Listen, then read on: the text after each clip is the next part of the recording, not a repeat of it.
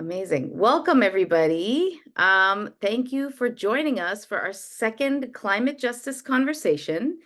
I'm Shalu Umapathy. I'm the founder of Designing Impact. We work in the social impact space, supporting organizations with things like strategic planning, product development, community insights. And I started this speaker series after finishing the climate-based fellowship.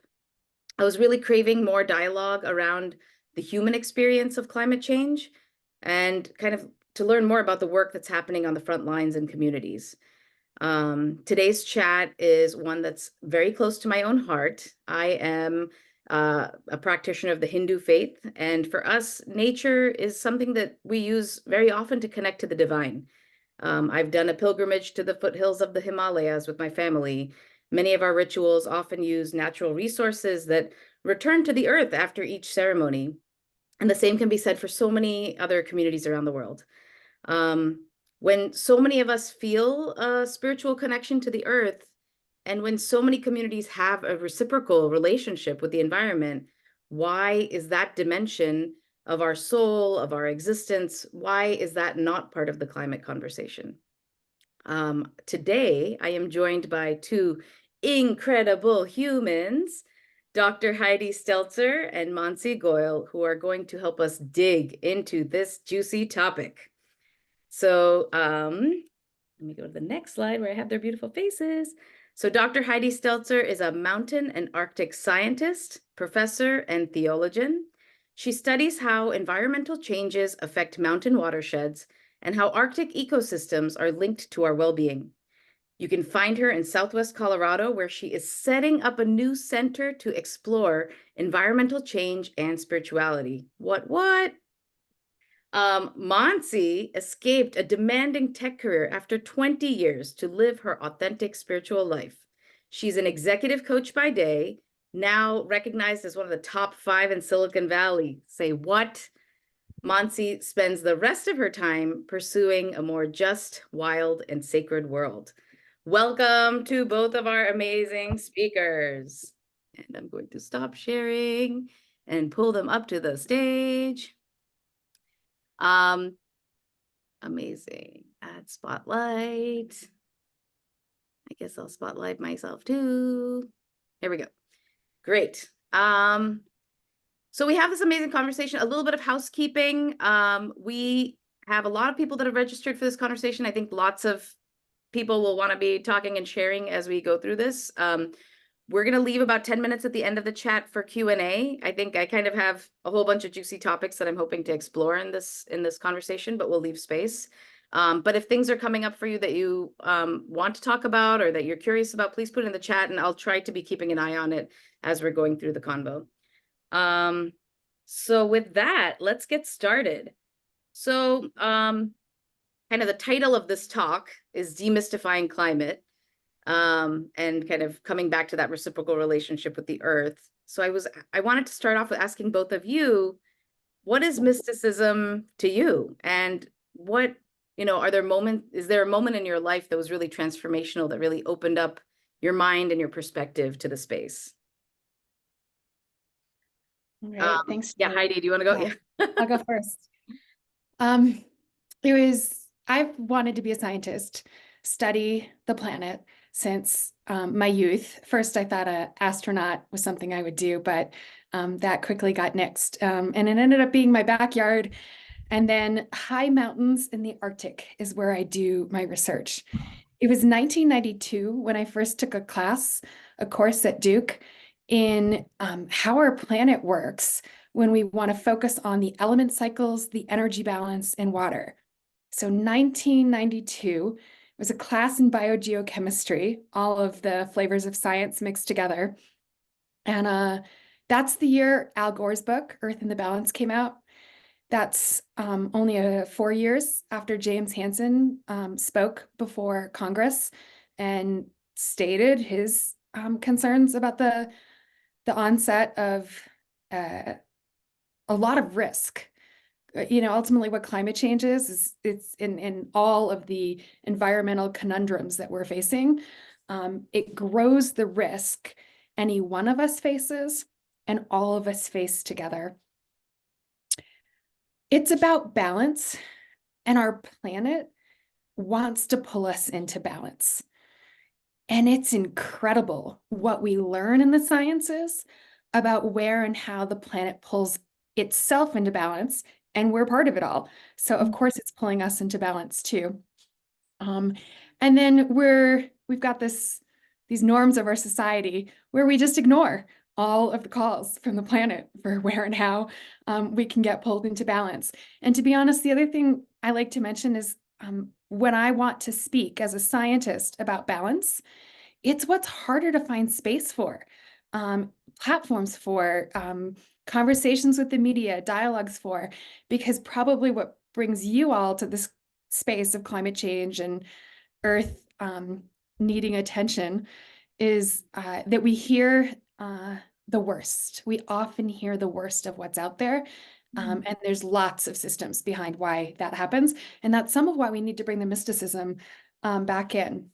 I can't remember exactly the moment when I was in my 40s, when it was after I had contributed to an IPCC report as a lead author on high mountains.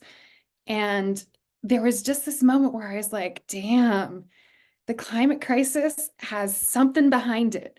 It's what we see, it's what we can experience with our senses. And all of what we can't see is a spiritual crisis. And then I even just yesterday started thinking, I don't even know if I want to call it a spiritual crisis anymore. That was the language that came to me, I don't know, 4 or 5 years ago, because it's kind of just spiritual growth. It's just kind of this evolution of humanity that is beautiful and wonderful. And that's part of what the mysticism brings us into a space for, is to say, maybe it's not a crisis at all. And it's just part of where and how we grow into what we might not pick to do if it didn't feel somewhat risky, threatening, difficult.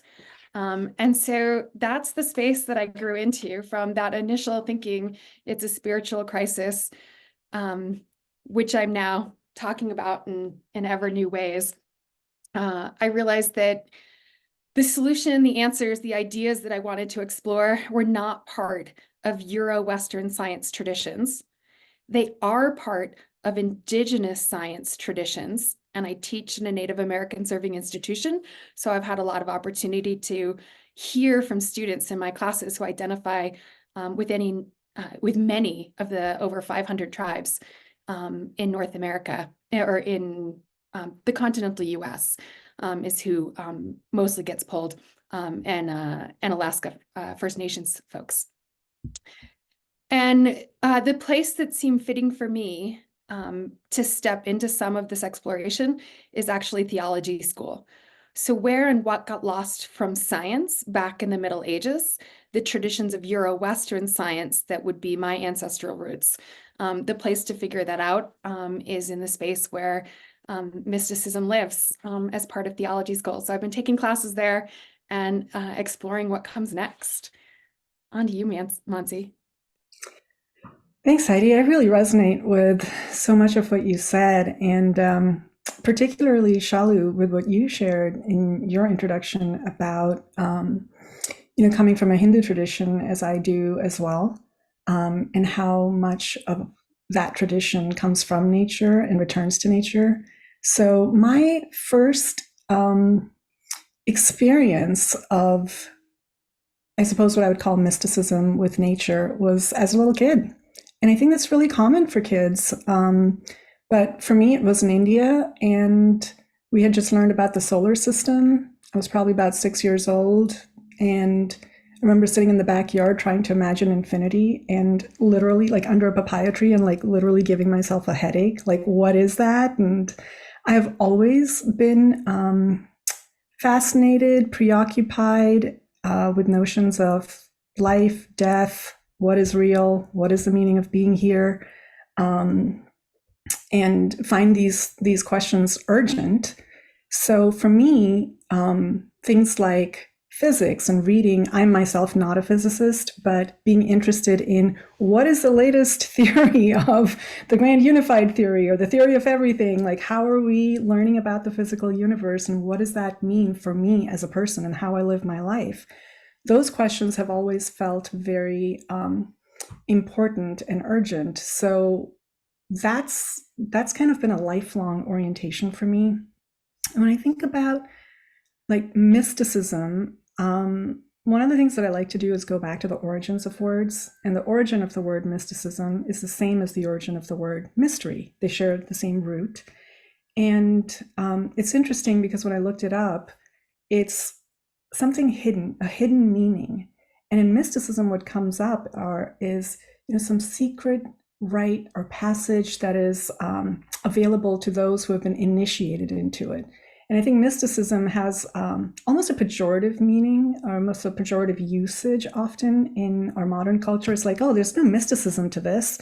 It's blah, blah, blah, blah. Like that's the way we often use it in common vernacular. And I find that really interesting because in a way it's like saying, well, there's no mystery to this. We know and understand exactly what it is. But what mysticism is and what mystery is so at the heart of human experience. And it's also at the heart of scientific pursuit. So when I think about, for me, why mysticism is so core to what I think is missing today, it's the difference between understanding our universe and feeling it.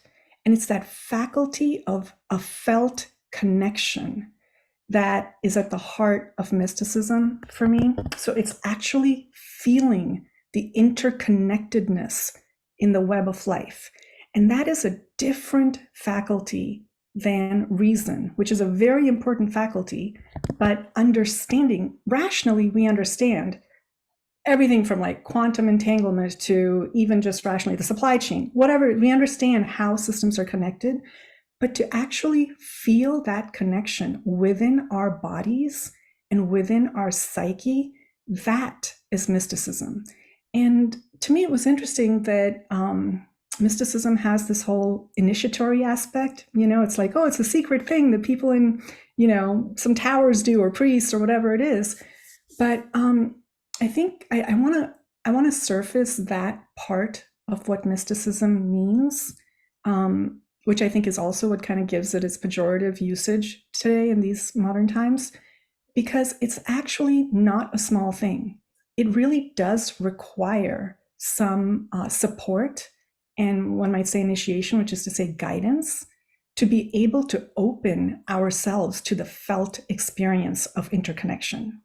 So in the same way that there's a lot of science, the more abstract and complex science gets, the farther we get from it. We have to trust the gatekeepers, the right keepers of science to tell us, well, here's how particle physics works. I don't know that. Most of us can't access that. It's a very select few who can. Similarly, that felt experience of interconnection, it makes me think of Thich Nhat Hanh, who many of us here may have heard of.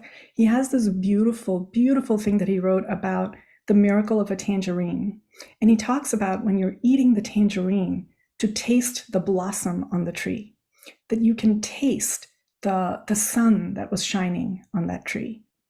And that is a felt experience of the actual interconnection that you're living in, that we are living in. And I think that's really been lost in how we approach science right now, or how we approach the natural world.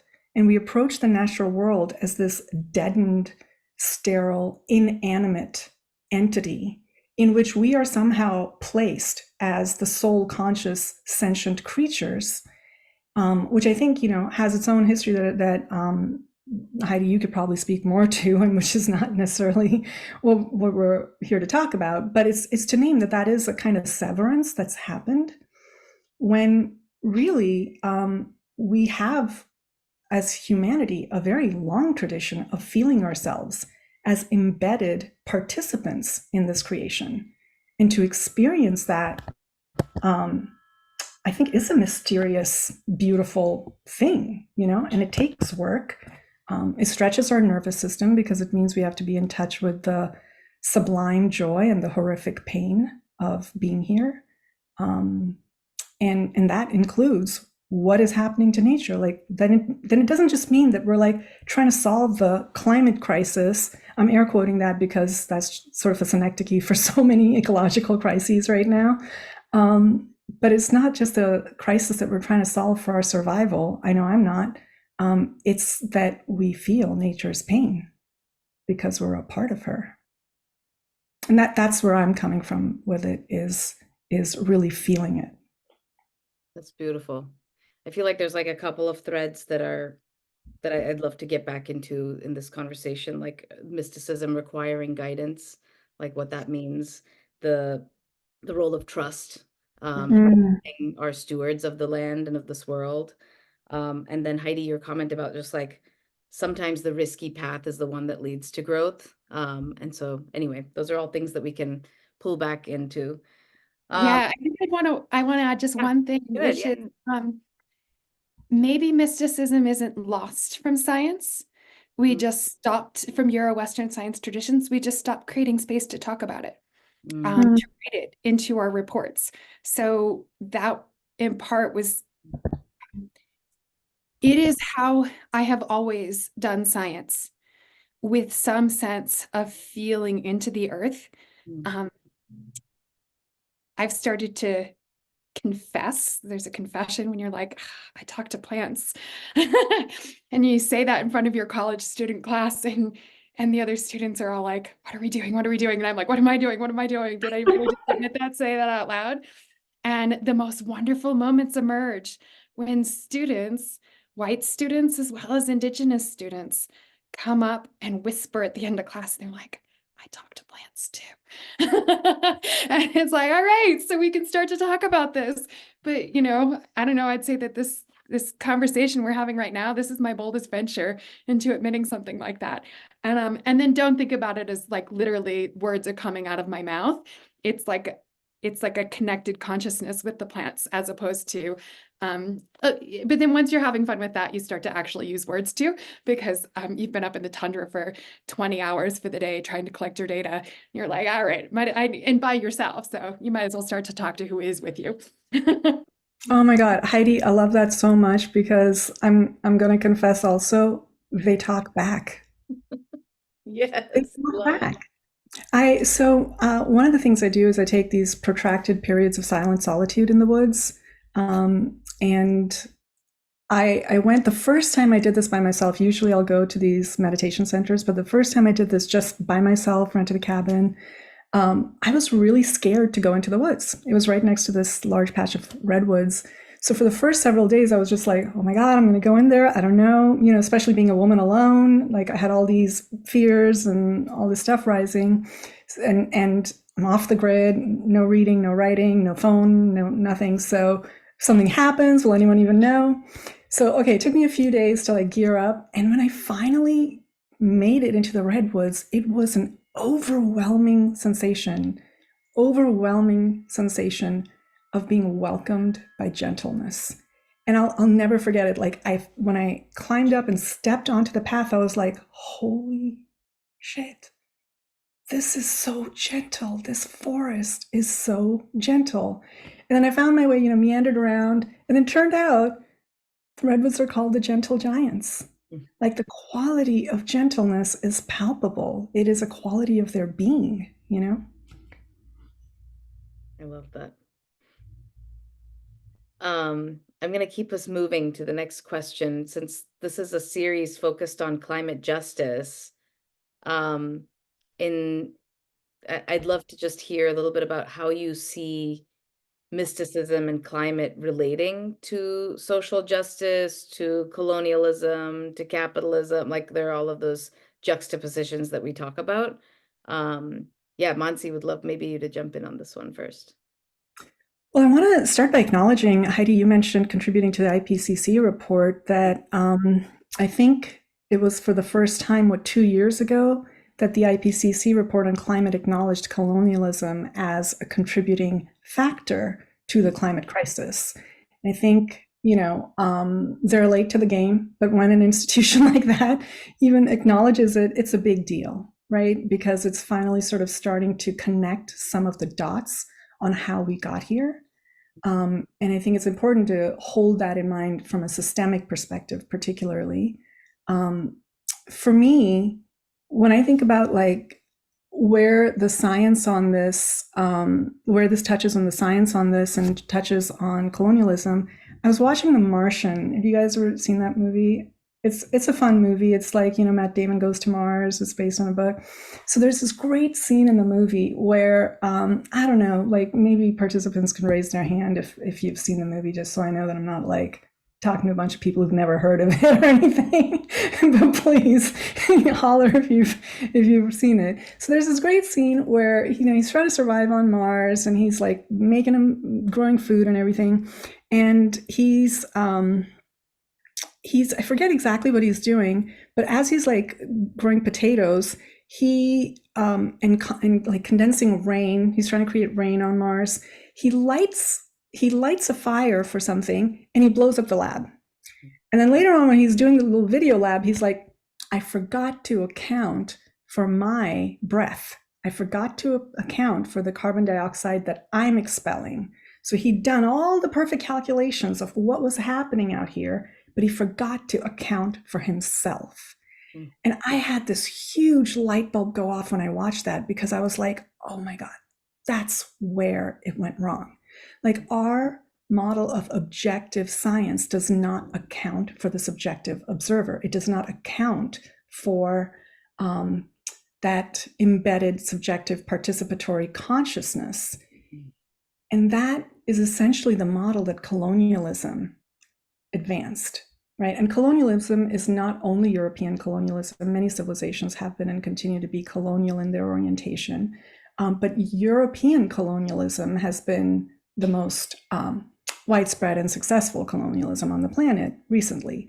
So it has kind of globalized this mindset that we all live in, where who is that subjective observer that is supposedly objective? How are we accounting for that perspective? And that in that movie, it's Matt Damon, he's a white man. And colonialism has privileged that identity. But more than that identity, I want to just talk about that perspective of what is quote unquote objective truth, and whose objective truth matters. Obviously, my oxygen output would be different as like a 5'3" woman than Matt Damon's, as however tall he is, but I'm sure he's taller than 5'3". You know what I mean? So like that sense of every person locating themselves, every consciousness locating ourselves within this universe matters, and being severed from that right is the power dynamic of colonialism. And it's a power dynamic that's playing out towards nature, right? That nature is inert, and it's something that exists to be extracted from, to be controlled, to be dominated, in which there is not, Shalu, you brought up trust, right? In which there is not a sense of trust in the cycles of nature, which include death, right? There's all that's a big part of what the experience of being embedded in nature means. It means we are not armored and defended against the cycle of death, which is a spiritual conversation, but it is also actually a biological conversation and a systemic conversation. There's this writer, she has a blog, and I love the title of her blog. Her name is Sophie Strand. Some of you may have heard of her. And her blog is called Make Me Good Soil. And I just can't think of a more beautiful convergence of biology and spirituality. When you think of yourself in the afterlife, to be good soil for what grows next, So I think the power dynamics of who gets to decide what is real, what is knowledge, what is knowable, and who benefits from that is colonialism. That is patriarchy. That is a systemic orientation that I think is at the root of what we're wrestling with. Love it. Wow, so many directions to go from that. Just because it's where you landed. A part of what it takes to be able to do scientific research in remote parts of our world is an acceptance that you're soil. Mm. I didn't think about it as soil. I thought about it as prey, because I've worked in remote parts of Alaska where there are a lot of grizzlies. There was also any number of other hazards. My field crew and I in the Brooks Range would joke about all the ways there were to die in Alaska within any given day that we were doing field research in a really, really remote watershed to understand tree growth in tundra and where and how that changes the balance of carbon in the Arctic is what we were working on. And then I decided to go further north to Greenland and work in Northwest Greenland, where I was at risk of being polar bear fodder. And that never felt as real as the grizzlies. The ice was more physical and present, as well as fog. When you have a lot of ice and snow in landscapes, fog can show up, and you don't plan for fog. It's a day that you feel like you couldn't possibly get lost where you are, and then suddenly there's so much fog that 500 meters or a kilometer is more than you can figure out, and you have to try and know which up is easy. You can like look up and gravity's helping you out there, and then it's like, all right, which way is it back to the military base where I came from on this given day that I'm in the tundra? And there again, it's that the earth tells us stories. When I was absolutely not sure about which way to go, I just looked down at my feet, and it was that kind of look down at your feet, like, oh, fuck, I'm screwed. I really don't know which way to go. And as I was looking at my feet, I was just like, the earth is telling me, the rocks are telling me. And it's because the wind comes from off the Greenland ice sheet, and the wind blows one side of the rocks so that no lichen can grow on that side of the rock. And the other two sides, north and south, have a little bit. And then to the west of me has the most lichen growth. So I just started looking at the rocks, and I'm like, all right, I know my directions. It didn't matter that there was really thick fog because I had to go west. And as long as I went west, I'd end up back at the military base. So this space of accepting that we're soil, accepting that we're food, accepting that we're part of the cycle of life sounds a little bit like could we get there? And we can. Like even people who grow up in very traditional Western European cultures. So I was born in Germany, but I grew up in the US and I identify as white. I moved into that space through my graduate school and undergraduate school experiences, and it's because nature kept pulling me back to ever more remote parts of the earth, and that in those places I was willing to figure out what I could see and experience. And with that, it's then strange. I kind of envied Indiana Jones. I am a child of that generation, so his first movie, the first of that series, came out while I was in middle school. And to go from that kind of a landscape, just, like the wilds that Indiana Jones would go into, the jungles, and then you end up in the halls, right? The halls with like all of the wealth accumulated in society. So for him, it's in England. For this particular example I want to talk about, it's Kazan, Russia. And we were in a university buildings in Kazan, Russia for the third meeting for the IPCC report I contributed to. The topic is high mountains. What do we know about high mountains in the world? And our job is to cover all of any of the published peer-reviewed scientific literature, no matter what language it's in, that's about a high mountain range. And on the topic, it was, has snow changed? Has ice changed? And if so, how did that matter? And so we've been working at it for a while. It's a conversation, and we'd created a map. And the map in the end was never published because what the map showed is colonialism. And the map showed that where there is more wealth and where there are the traditions of Euro-Western science, we know something about how changes, and we know something in those traditions that then can end up in an IPCC report. So China, in the Tibetan Plateau region of China, Europe, the US mountain regions, Australia, some in India and in the Himalayas, because there's some Euro-Western science traditions that are as strong and welcomed there, supported there. I don't know about welcome, but supported there. And then you look at all the other high mountain regions of the world. There are Carpathians in Romania, high mountains in South America, high mountains in Russia. There's lots of reasons why it was hard to access the literature on Russia, but some of those mountain regions are really, really remote. And it's just blank, like we didn't have any data. Does that mean that and there are more regions of the world for which we don't have these peer-reviewed science stories to tell than there are regions that we have the peer-reviewed science stories to tell. And I just kept thinking that's really important map. It wasn't because of wanting to suppress that information that it didn't end up getting published. It just, people questioned its usefulness because we like to talk about what we know instead of what we don't know. And in the end, what do we need to do? When I was looking at that, I'm like, well, we need to talk to the people in those places and let whoever it is, no matter what their credentials, contribute to these global science stories that we're telling.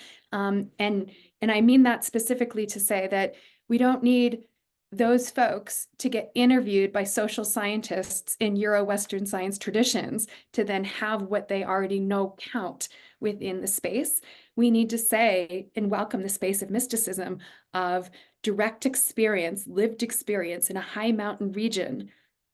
If we can create a space where they feel their knowledge would be welcome, supported, valued, where they would be compensated appropriately for what they're offering others, can we then bring that knowledge into this space so that we can start to have global reports truly be global reports? There's a lot of good information out there on where and how there's a bias towards the global north over the global south. So that roughly gives you a geography if we looked up a map on where we have data and where we don't have data in the Euro-Western science tradition. So yeah, it affects reports like that. And then of course, because of that, it's going to affect who feels heard, who receives support, where and what solutions get proposed, how much benefit has to go along with the solutions. I like that you use that word. We have a lot of attention to benefit. I was teaching about some of these topics in one of my classes, and I asked students, I'm like, what idea was new? What ideas in this speaker's talk were new? What ideas were old? And the fun, most entertaining part was the overwhelming support of Gen Z to be like, well, the old idea is capitalism. So maybe we should watch for where and how much that shows up as a part of every climate change solution that we're putting forward. Because a lot of this reciprocity means that capitalism can't be a part of it. Not really. It has to be that our souls are connecting, as opposed to that we're gaining wealth, visibility, notoriety, whatever our egos might want, as well as our bank accounts.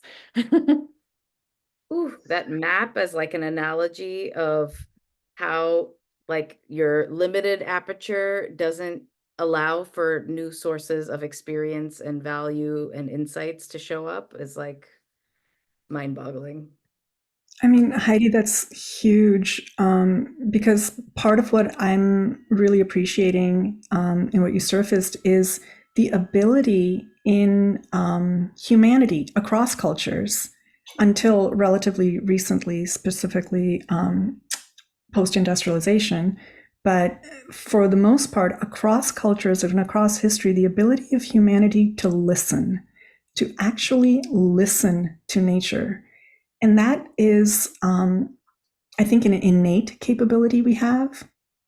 And now it's a capability we need to recultivate. Like, no, we actually have to return to that capability. It's no longer as innate in us because our kind of thinking mind gets in the way so much that if it doesn't make sense according to this disconnected paradigm, this very fragmented, severed paradigm that we have, then we're not willing to trust it, and we can't actually even process that information. So to give space, when you're talking about the science-based stories in those other locations, in those other remote mountaintops, there are stories, they're different stories told in a different paradigm by different people. And some of those stories are coming from the land by way of the people, not the other way around, which kind of brings me to, again, Shalu, how you started us off in terms of my native culture and Hinduism, where, I mean, I have South Asian friends as well who kind of make fun of this in our own culture of like,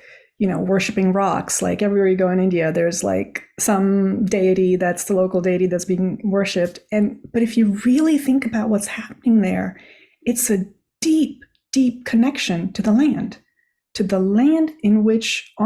through which people have lived for thousands of years, to say, I know this mountain supports my life here. I am alive, and my children are alive, and my loved ones are alive because of this mountain and the waters that run through this mountain. To have an attitude of reverence towards those forces of nature, it's mind-boggling to me that we would denigrate that.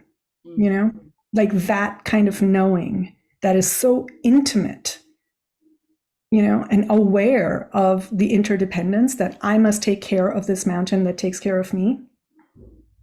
So those stories are there, and I just want to appreciate you for what you're doing. Heidi, I'd love to dig a little bit more into kind of just even going back to that map analogy of like the separation between mysticism and the empirical and science, and how those actually don't need to be two separate universes. Can you talk a little bit about kind of what your experience has been and your perspective on that? Yeah, thanks. There was integration of experience and knowing. I haven't looked at every culture, but when I hear what Mansi is saying, I think, yeah, it's to live fully into being human, we're accessing all of what we can access. And then where and what gets left out, subtracted, is because it's allowed or not allowed culturally and societally. And so my experience in teaching at a Native American serving institution is to engage with 20-year-olds now for 15 years who are coming from the indigenous traditions of North America and accessing all and offering it all. And then, I mean, I'm not gonna like put a C or an F on a paper that's like got this wisdom showing up in it that's like beyond my capabilities, even though I have license to do that in the traditions of what my training is and what's expected in a traditional university education in North America. It gave me space to start knowing and appreciating what I myself could do in those spaces. And so the experience that I've had the opportunity to step into and create is what you just described, Shalu. It's not an either or, it's a yes and. And the best improvisation is yes and. The best dialogues and conversations are yes and. The most fun parties are, yeah, sure, you can come, you and you and you, right? Like we want to yes and all of this.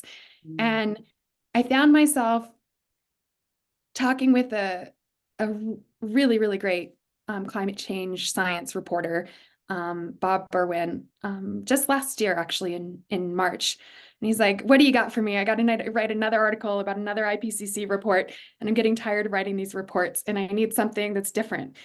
And I said, without thinking about it, that's part of what mysticism is that you don't think, you disengage your brain, your mouth flies, and you're like, damn, did I just really say that to a reporter? And you put it all in. And what I said is we need to add love. And then I've spent a year sorting out, because it's been about a year since I said that. What did I mean when I said add love? And I think Mansi has spoken to that in beautiful ways. It's that deep, loving connection with the earth and with one another. And where and how relationship is how we know. And to think that we can have and acquire information about a planet we don't know from a person we don't know, or that all of the science and technology we're developing is going to move into the spaces to reduce suffering that we can see are possible. How do we move the capital, the science, the technology into the spaces that are possible? That's also through relationship. And a really great example of when that the relationship isn't there and it doesn't work is what we saw with COVID, and where and how much great scientific information was out there, great public policy, and some things that, were a little, we're us learning into how does a pandemic impact a global world, like globally connected world, and where and how do we do that? But there are so many folks that made decisions from a different space than the science technology space. And that's because the relationship isn't there. And I do live in a more conservative region of the country. I live in a rural community. And people are always asking me questions like, what's it like to talk about climate change where you live? And, where and what do people say? And if we build into relationship, we can talk about anything, across political divides, across divides in wealth, across divides in race. But the relationship needs to be there. And respect, honor, curiosity, all of these spaces. And so it was actually with intention 15 years ago that I wanted to live more rural, because I felt like a lot of people had the expertise I had in urban regions of the US. And I don't think if I hadn't been living here 15 years, I could have the same conversations with people. It's being, in simple ways, it's being able to talk about things like the big storm and do you remember when, and, talk about all the weather events that have happened in 15 years creates that entry space that one can start to be trusted. So both of you have brought up trust a couple times. And that's what is part of relationship and is part of knowing. Knowing doesn't happen without it. I love that. I'm going to move on to the last kind of structured question I had, and then I'll open it up to the audience. But yeah, I would love to pick both of your brains. Like, how do we come back to a sacred and reciprocal relationship with the earth? What should we all be thinking about as we look to the future? Mansi, you want to kick us off on this one? Yeah, for me, the answer that feels most urgent is to reclaim the body, to reclaim our physicality, our wildness. And I say that because we're simultaneously, to name kind of the context we're in, we are in a context where the notion and understanding of life is increasingly abstract. I think it's no accident that AI is surging at the same time that we're confronting climate change, right? So what life is something that is ephemeral and disembodied, and we are, following that thread of how will we relate to artificial intelligence and its sentience, and what does that mean in terms of power dynamics, while enacting the most gross violation of power dynamics for sentient life that already exists on Earth, that is embodied and can suffer. And I mean, our fellow Earthlings who are undergoing severe mass extinction. So I think for us, and I also say that as a woman in the United States, we're in a particular political context. There's a case before the Supreme Court right now in terms of what does it mean to be embodied life, right, as a woman. And to bring life into the world. So I think reclaiming body, reclaiming feeling is incredibly important for connection to the world. That climate change and climate crisis, ecological crisis, is not about human survival. For me, I'm very clear that it is not about human survival. It's about interconnection.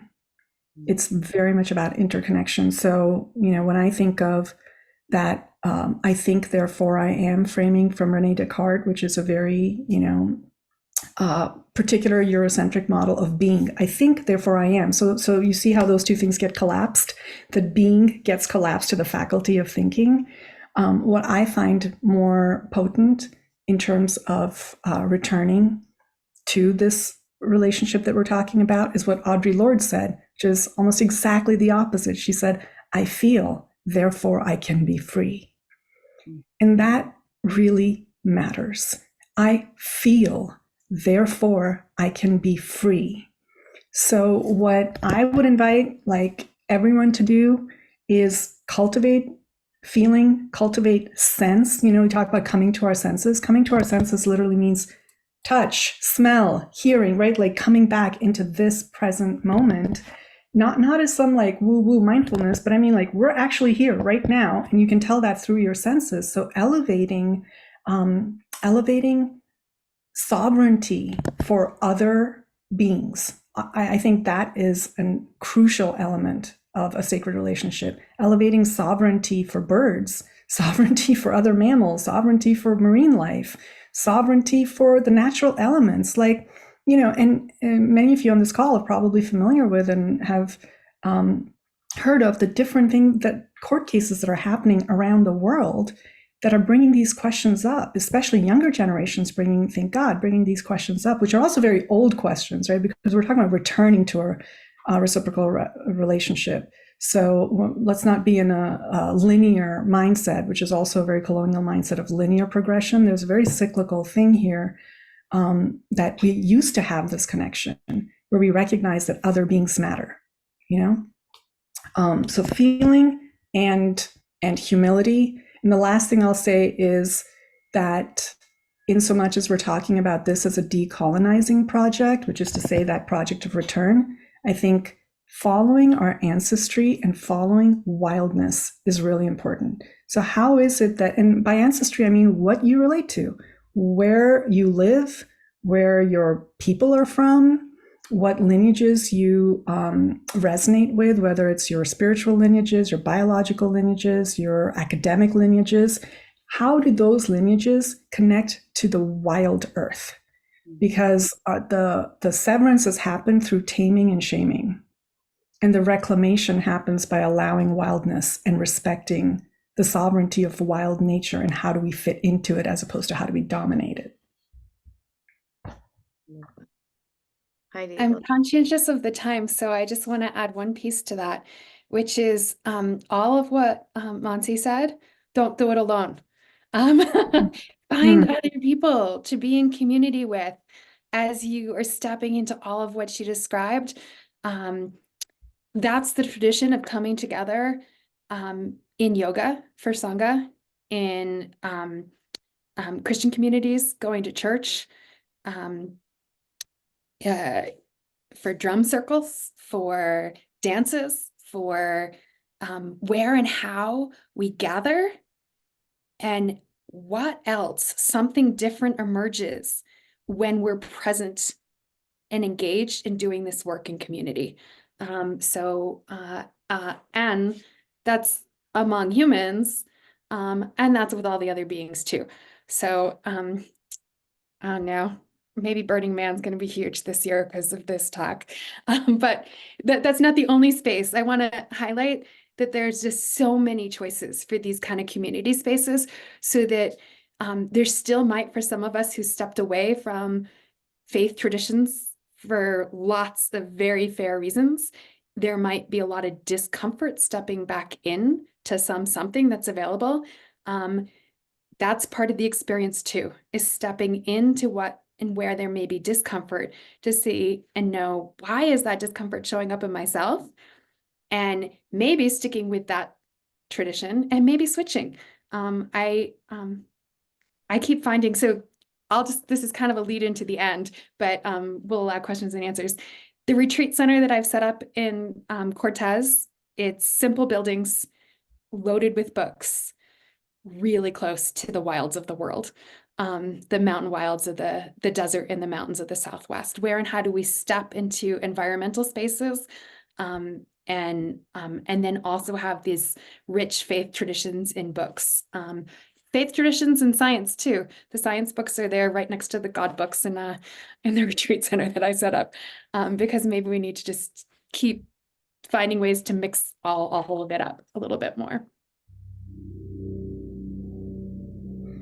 I'm going to, does anyone, I don't see any hands raised yet in the participants. Was there any, there was a couple of questions in the chat that I can kind of try to bring together, but Shalu, I don't see the hand raising. yeah, there's a hand raised here. So Candelaria, is that how you say it? Go ahead. It's okay. It's Candelaria. Candelaria. Thank you very much. Yeah, this is amazing. I just kept nodding my head like this. I'm always also talk to plants. Here have one of them. Here's one of the plants. And I drink plants. I'm from South America, Argentina, city of Buenos Aires. And I'm drinking my plants. This is yerba mate, so it's nothing weird. It's just yerba with other plants too, and other herbs. So I just like keep nodding like this with everything you said. So I think it's more like looking after some words of, prompt of keep doing this job. I've been working for past 15 years in global markets since I was very, very young. And I always kind of be, there in different conversations, and there's always some kind of biases or well, what I said here was like kind of a cultural resistance, right? So I have my degrees in the US, I have my degrees in Argentina, but there's always kind of, some resistance out there. And I sort them out, I do my way. They never thought I'm from South America and etc. whatever, but some of them just keep persisting in different conversations. So what do you think are the best next actions to continue working more towards a human interconnection? Because I totally agree that we have to start from our own body, our own senses, our own places, and then just expand. But I know it keeps keeping it a little bit hard, and things are not looking very good in that aspect of interconnection. So what do you think are the best actions to move forward with? I noticed, Candelaria, that you also put in chat about Clarissa Pinkola Estes. Yeah. I just wanted to acknowledge that because I love her work. And she's one of the people I think of in terms of bringing this to life. She talked about how as a writer to look at a piece of paper and actually see in the white of that paper the moon that shone on the tree that became that paper. So it's just very evocative.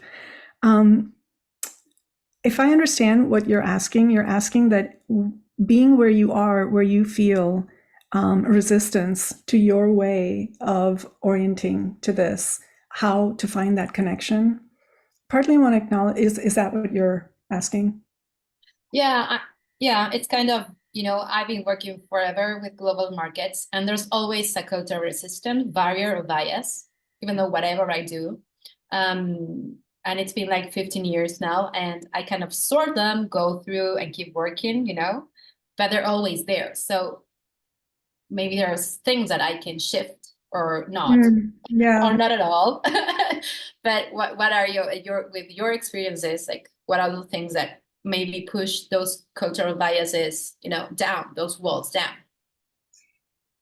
Yeah, it's a really big question where I feel the specifics are so contextual that I'm going to approach it with as much of what I can see as the horizontals in what you're asking, which is that I think curiosity has been really helpful whenever possible to know where are they coming from? Where is that resistance coming from? What is it in them that are their needs, that are their fears, that are their belief systems? And belief systems really mostly have sway when they're anchored to emotions, So what are the feelings that are underpinning their orientation, their resistance? And I don't mean to say offer curiosity as glibly, because I want to acknowledge that it's not easy to do when you're actually being hurt. Right? Like I'm here talking about this because what's happening hurts. I feel pain, So at the collapse of the living web. So I mean, you have to laugh because it's so horrible. So I'm saying that to say that, it can be hard to reach into curiosity, genuine, open curiosity about that resistance, which leads me to the second horizontal, which would be, where do you find nourishment? Your group of people, whether it's on a Zoom call like this, or maybe not in your immediate geography, but a place, a way, a community that sustains you and nourishes you, a community of humans and extra-human world, right? A community of trees, a community of birds. I mean, birds have been my saviors so many times in my silent solitude in the forest, So that I'll leave it there and see if Heidi, if you want to add anything. And I know we have one more question. Yeah, the only thing I want to add is that we can shift our vibration through our investment in personal growth and in ourselves. And it is really wild how much changing our vibrational frequency can change that of folks with cultural bias around us, sometimes without ever even having the conversation about what is just going to throw walls up. And so where and how what's in us shifts, and I'm going to say this is part of the mysticism, it shifts others in ways that are beautiful. I love that. We're almost up at time. Melissa, are you able to stay a couple of minutes after the hour? Oh, you're unmuted. And Mansi, I am on mute, sorry.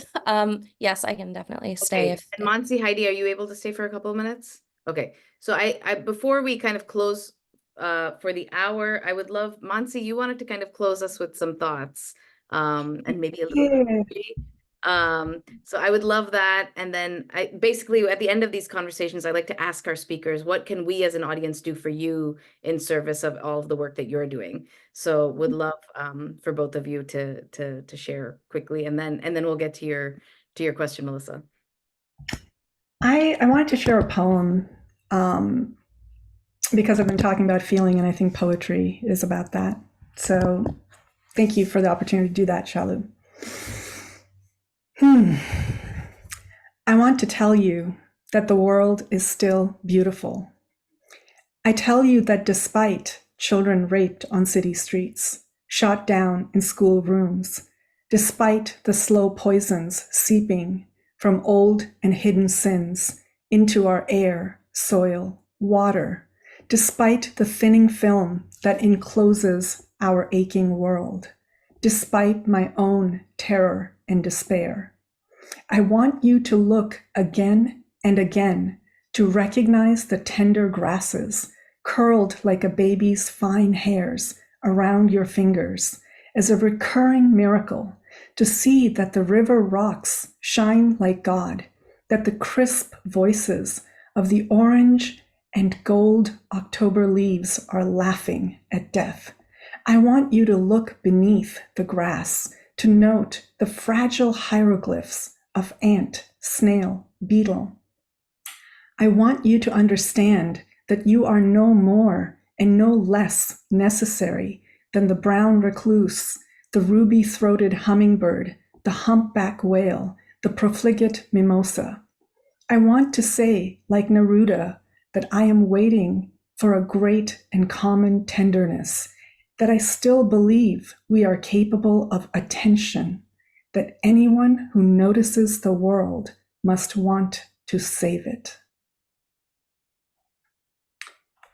That is called Testimony by Rebecca Baggett. Wow. Beautiful. Heidi, I would love, yeah, I'm just like, yes, please. I think pop what I sent to you into the chat, and just know that I'd love to be connected. We talked about how important interconnection is. What Shalu is going to pop in the chat is my new Substack, Love Then Let Go. The first post isn't there, so you'd be getting in on the ground running.